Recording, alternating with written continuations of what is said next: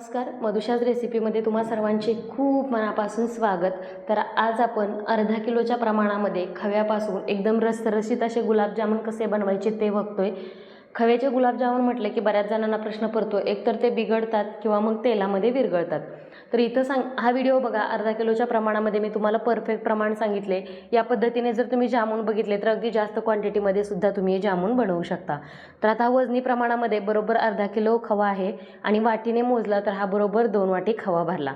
आता खवा ताजा आहे किंवा चांगल्या क्वालिटीचा आहे हे कसं ओळखायचं, तर खव्याचं थोडीशी गोळी हातावरती घ्यायची आणि छान अशी बोटाने दाबून प्रेस करायचं।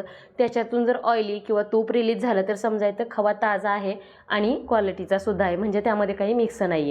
जर खव्यामधून पाहिजे तेवढं तेल किंवा जसं ऑइल तूप असतं तसं जर नाही रिलीज झालं तर खव्यामध्ये काहीतरी मिक्स आहे असं समजायचं।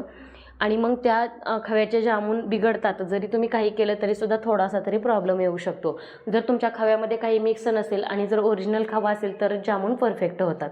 आता 2 वाटी खव्यासाठी मी इथे अर्धी वाटी मैदा घेतलाय। आता खवा तुमचा कितपत पातळ आहे किंवा घट्ट आहे याच्यावरती डिपेंड असते की त्यामध्ये किती मैदा बसेल। तर आता मी इथं अर्धी वाटी मैदा घेतलाय। वजनी प्रमाणामध्ये जर बघितलं तर आता 125 ते 150 ग्रॅम मैदा घेतलाय। तर थोडा थोडा करून हा मैदा आपल्याला या खव्यामध्ये मिक्स करून घ्यायचा आहे। हे बघा, हातावरती गोळी बनवून घ्यायची। तुम्हाला वाटलं की गोळी सैलसर होते तर थोडासा अजून मैदा तुम्ही यामध्ये ॲड करू शकता। गोळी बनते पण तरीसुद्धा हे मिश्रण मला थोडंसं सैलसर वाटतंय, म्हणून मी अजून 2 चमचे मैदा यामध्ये घालते। मैद्याऐवजी तुम्ही इथं गव्हाचं पीठसुद्धा वापरू शकता। गव्हाच्या पिठाने सुद्धा अगदी उत्तम जामुन तयार होतात। आणि थोडंसं एखादं 2 चमचे जर मैदा कमी किंवा जास्त झाला तर काही फरक पडत नाही, तेवढं चालू शकतं। आता छान असं हे मिक्स करून झालंय आणि आता आपण हे हाताने पीठ चुरत बसलो तर याला फार वेळ लागतो। आणि जामुन बनवण्यासाठी जर तुम्हाला क्रॅक फ्री जामुन हवे असतील तर पीठ व्यवस्थित चुरून घेणं गरजेचं असतं। त्यामुळे मी थोडं थोडं पीठ करून एका मिक्सरच्या भांड्यामध्ये घालते आणि मग आपण ते मिक्सरला फिरवून घेऊयात, म्हणजे त्यामध्ये जर काही गुठळ्या असतील खव्याच्या तर त्या निघून जातील आणि पिठाला सुद्धा एक वेगळा असा सॉफ्टपणा येईल।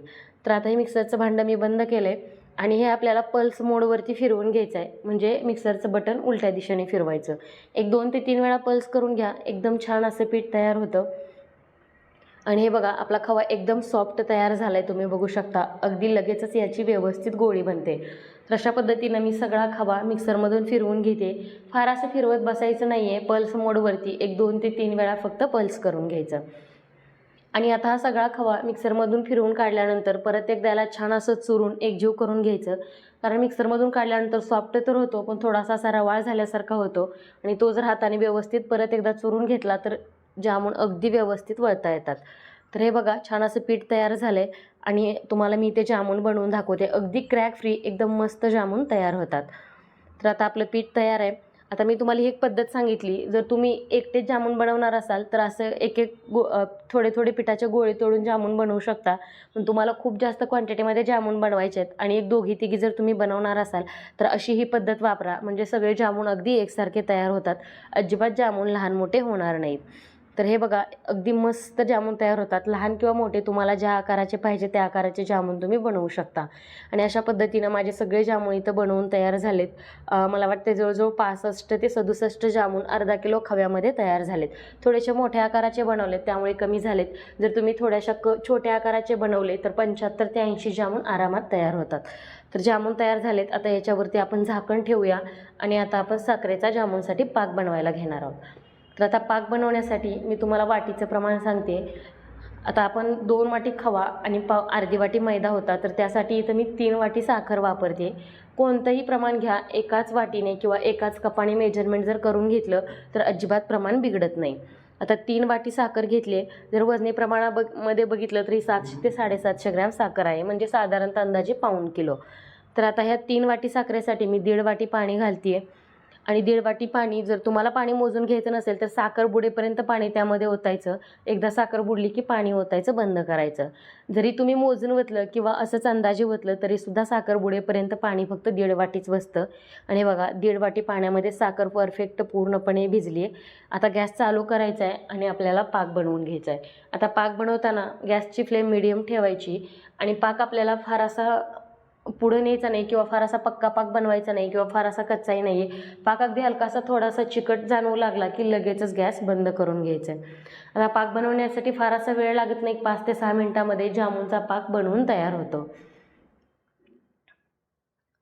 आता याला कंटिन्यू ढवळत राहा, म्हणजे जेणेकरून साखर तळाशी चिकटणार नाही. आणि हे बघा, पाकाला छान असा फेस आलाय, म्हणजे आपला पाक तयार होत आलाय असं समजायचं. जेव्हा पाक उकळायला लागतो आणि पाकावरती फेस होतो तेव्हा पाक चिकट झालेला असतो. गॅस कमी करायचा आहे आणि तुम्ही एकदा चेक करून घ्या की पाक चिकट झालाय की नाही. जामुनचा पाक फार असा पक्का नसतो, अगदी हलकासा हाताला चिकट लागला की गॅस बंद करून घ्यायचा. हे बघा, जामुनचा पाक अगदी हाताला छान असा चिकट लागतोय.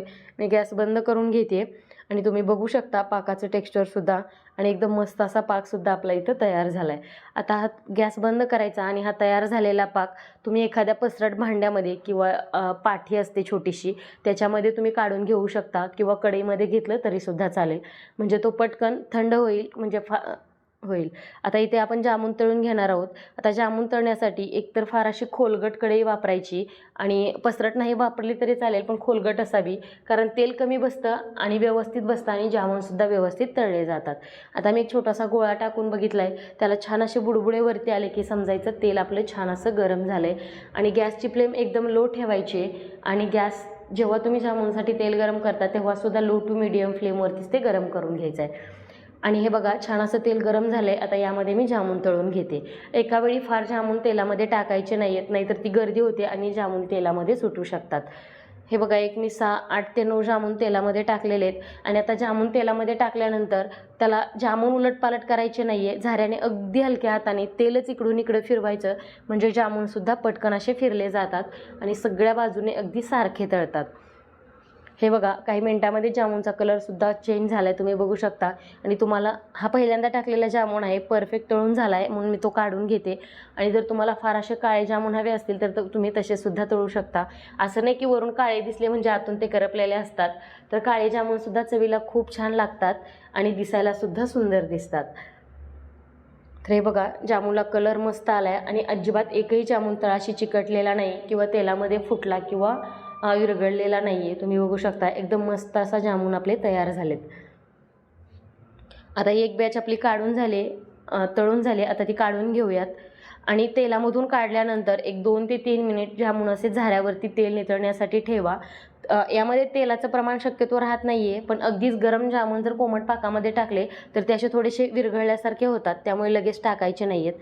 आता पाकसुद्धा आपला छान असा सेट झाला आहे. आता यामध्ये एक बोट घालून बघायचं. पाक थोडासा कोमट असायला हवा. बोट घातल्यानंतर गरम लागलं पाहिजे, पण हाताला चटका नाही बसला पाहिजे इतपत पाक आपला गरम हवा आहे. जसं आपण कोमट म्हणतो ना, त्या पद्धतीचा पाक आपला हवा आहे. या कोमट पाकामध्ये एक 2 ते 3 मिनिटं तेलामधून काढून झाल्यानंतर मग जामून घालून घ्यायचेत. आणि बघा, हे जामून अगदी हाताला थोडेसे कोमट लागत आहेत. हे जामून आता आपण या पाकामध्ये घालून घ्यायचे. प्रत्येक बॅच जेव्हा तुम्ही घालता तेव्हा उलटण्याने किंवा चमच्याने अगदी हलक्या हाताने व्यवस्थित मिक्स करायचं, म्हणजे प्रत्येक जामून पाकामध्ये व्यवस्थित मुरला जातो आणि त्याचा पाकसुद्धा आतपर्यंत जातो. तुम्ही जर डायरेक्ट तेलामधून काढून जामून पाकामध्ये टाकले तर ते फार असे कडक असतात आणि त्यामुळे ते थोडेसे विरघळायला बघतात. जर तुम्ही एक 2 ते 3 मिनिटांनी टाकले तर जामून परफेक्ट असे तयार होतात आणि अगदी पाकसुद्धा आतपर्यंत मुरतो. तर हे बघा, अशा पद्धतीने माझे सगळे जामून तयार झालेत. आणि आता आपण हे 5 ते 6 तासासाठी असेच झाकून ठेवून द्यायचे. मी शक्यतो रात्रभर ठेवलं होतं आणि एक रात्रभरानंतर तुम्ही बघू शकता अगदी मस्त असे जामून आपले तयार झालेत. मला फार असा पाक जास्त आवडत नाही, त्यामुळे मी थोडासाच बनवला होता. जर तुम्हाला अजून थोडासा पाक हवा असेल तर थोडंसं पाणी तुम्ही त्यामध्ये वाढवू शकता. अगदी आतपर्यंत पाक मुरला आहे, मी तुम्हाला दाखवते. एकदम सॉफ्ट आणि छान असे मऊसूत जामून आपले तयार झालेत. आता यामध्ये खवा घट्ट असल्यामुळे थोडंसं मैद्याचं प्रमाण कमी बसलं आहे, त्याच्यामुळे सुद्धा हे जामून चवीला अप्रतिम लागतात. आणि एकदम रसरशीत असे खव्याचे जामूनसुद्धा आपल्या इथं बनवून तयार झालेत. तुम्ही हवाबंद डब्यामध्ये भरून ठेवा, 1 ते 2 महिने आरामात टिकतात आणि परफेक्ट प्रमाणामध्ये हे जामून तयार झालेत. आणि हे बघा, दिसायलासुद्धा किती सुंदर दिसतात. तुम्हीसुद्धा ही गुलाबजामुन रेसिपी नक्की बनवून बघा. तुम्हाला जास्त क्वांटिटीमध्ये बनवायची असेल तरीसुद्धा त्या साहित्याची लिस्ट मी डिस्क्रिप्शन बॉक्समध्ये देते, तिथे जाऊन तुम्ही चेक करू शकता. आणि अशाच खूप साऱ्या आणि नवनवीन रेसिपीज पाहण्यासाठी आपल्या मधुशाज रेसिपी या चॅनलला नक्की सबस्क्राईब करा. व्हिडिओ पाहिल्याबद्दल धन्यवाद.